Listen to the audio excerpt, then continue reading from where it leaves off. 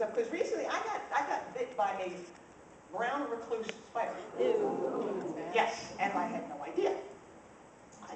It was itchy.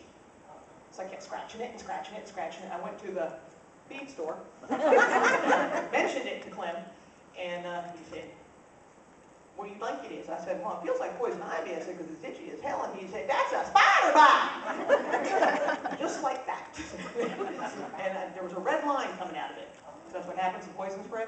I go, "You see that red line?" It's going to go straight to your heart, straight to your heart, and kill you. I woke up this morning and it was poison ivy. What the fuck happened? Oh, he goes on to tell me, he said, "Hey, a friend had a spider bite. He's dead." I said, "From the bite?" He said, "No, car wreck." Thank you, Clem. You fount of information to you. So it's different living out there. And I chose a weird time I like to do it because I'm middle-aged. And just so hard for me to say. But how many people are like over 40 here? Clap if you're over 40. You won't relate directly to this. And youngins, you'll learn. Getting older is a series of things that happen to you to go, "Hey, stupid, you're not young anymore." One of them was, I recently got bifocals. Do a lot of us wear bifocals? I don't know about you, when I walked out of that store, I was kind of like, "Okay, I'll see you." Whoa, it's all coming up my face.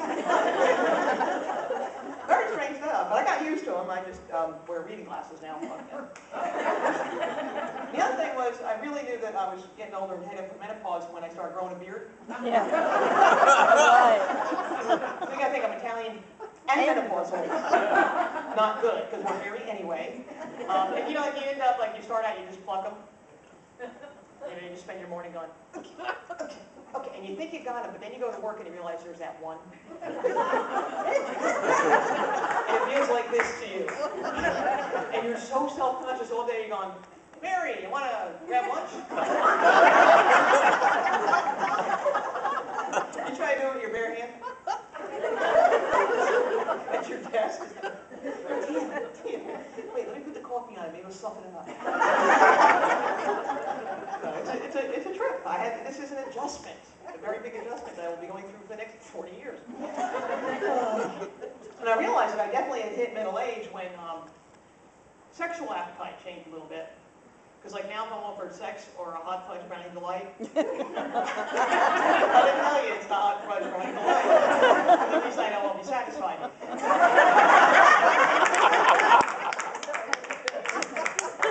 There is a time now I did find a way to make myself feel young. I found a way. My parents live in a retirement village. I am hot shit when I am there. I'm hot and like, "Hey, baby!"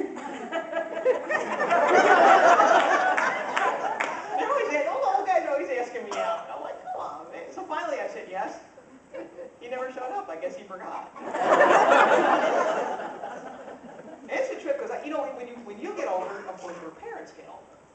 And that's like a really weird thing to go through. It's like, it's okay if I get old, but you can't. But you can't. In my dad's mind, I'm 18. And I always will be. And I found out the hard way. When I was visiting him, I went to go see a couple friends of mine, and I said, I should be back fairly early. Fairly early to me is around midnight. That's an okay time. Well, not my dad's book. I got home at 20 after 12, walked in the door, and there he was. In his underwear. He's 80 years old, I didn't need to see that. And he's in his wedding nighties. Just trying to stand there and look intimidating. And I'm trying desperately not to laugh. He screamed at me for a good 10 minutes about the hour it was. And he said, "You know, just like it was 30 years ago."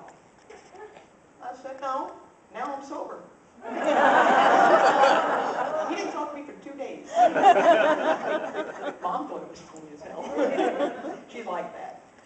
But also, now I'm heading towards menopause. I'm starting to become menopausal. And for me, it's an extra treat because I'm also bipolar. I never know why I'm a maniac. I just am. I can blame it on one of two things. It's like I I scream at somebody and go, bipolar day, sorry. Next few minutes, menopause. Sorry about that. But it's really confusing, because you kind of have to figure out what's going on. And because with bipolar, how many people are familiar with bipolar disorder? Anybody? Basically what it is, okay, what it is, there's three major things. Number one is your inability to focus. Yeah. Where was I? Focusing, yeah. You can't focus real well. Number two is delusions of grandeur. But as your queen, I can tell you that it's not true.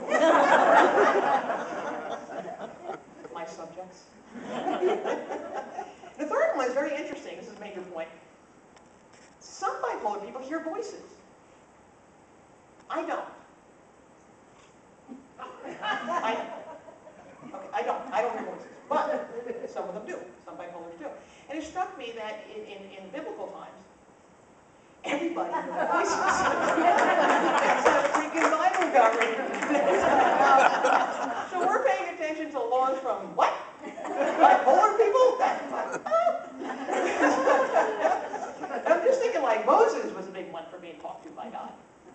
He went up on the mountain. God gave him 10 commandments. He came back down and gave it to everybody else. Nowadays, if that would happen, he'd be given some meds and put away somewhere. Picture Moses coming back now and ending up in Brooklyn. And phony fucking phony. I just keep picturing that encounter. My son, the Lord has spoken to me. Yeah, right, okay. What's with the robes, old man? Take those tablets, shove them up your ass, and get the hell out. That would be more like what would happen today. But it just cracks me up that really, they heard voices and they called them prophets.